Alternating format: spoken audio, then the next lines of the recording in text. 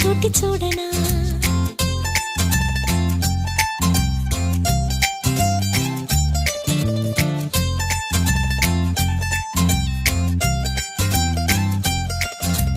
జోల పాట కోసం